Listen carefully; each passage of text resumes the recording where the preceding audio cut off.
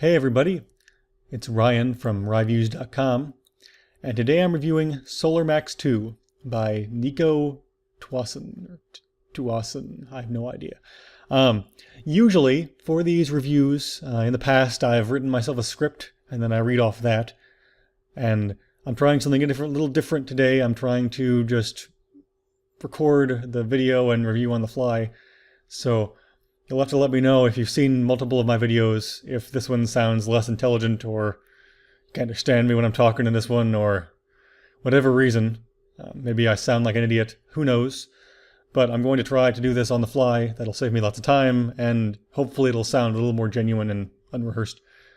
Enough about that. I don't really want to spend too much time describing that. I just want to introduce that fact. So this is Solarmax 2. It's a cell battle strategy game, similar to Phage Wars, Civ Wars.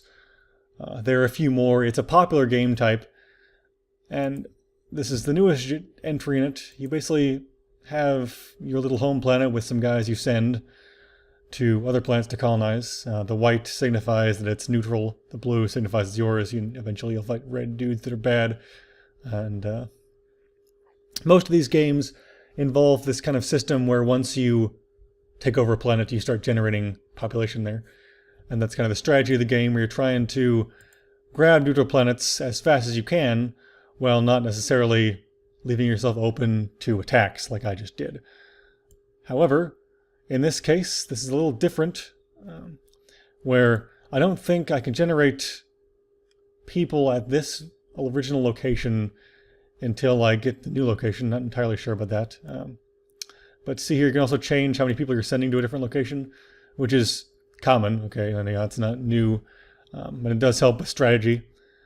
And like, this is an early level, so obviously this is going to be pretty easy to beat. The CPU is very frustrating about saving themselves at the very last second, so far I'm not really happy with how long some of these battles take, but it's not super hard either. Just takes a little bit of planning. You can see his numbers decreasing there. I'm kicking his ass because I'm on easy. So far, this game is not exactly the easiest to beat, certainly for me, so I've been taking it slow on easy. For those of you who like a challenge, this game certainly does seem like it's going to have quite a bit of difficulty built in. But honestly, I have not actually finished the whole game, and I'll explain why in just a second. But for the most part, I think that this is it is good, solid quality, just as far as the standard gameplay is concerned. Okay, it's easy to control, it's easy to understand.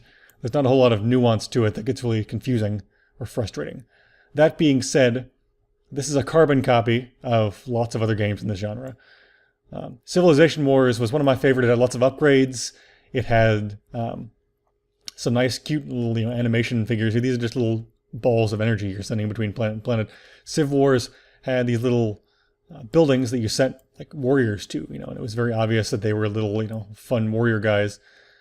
And that was fun, and it was nice, and it was great gameplay paired with some fun art style and interesting kind of building types and whatnot. These planets obviously have different sizes, but there's not a whole lot of description as far as to how they're different.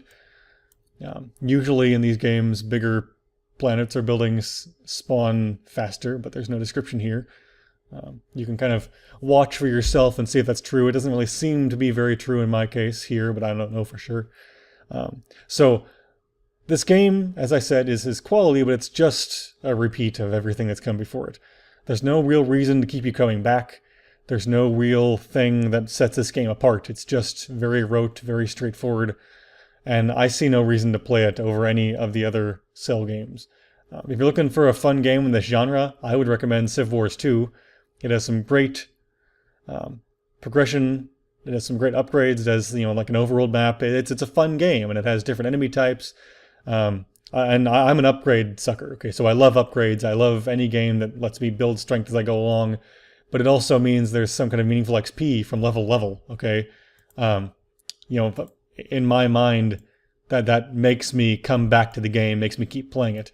In this case, there's nothing here that sets this apart. I'm just playing a game where I'm throwing these guys at planets that there's no catch, you know, that there's no draw. And then I find that very frustrating and sad. For the scorecard, let's give it a time value of about 3. Every level is pretty much the same. Once again, there is some strategy involved, so that's nice. But for the most part, there's, you know, they're all just the same. There's no differences other than the layout of the level, which I find frustrating. Money value of 10, it's a free game, there's no freemium or anything, which is appreciated, certainly. Originality of 2, because honestly, it is just a carbon copy. Replayability of 9, it's pretty straightforward and it's easy to control.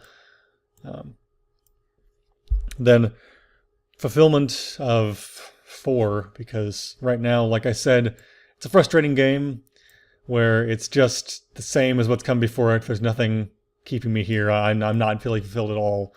And even then, if you look at this, I have to pay quite a bit of attention when I'm trying to play these levels.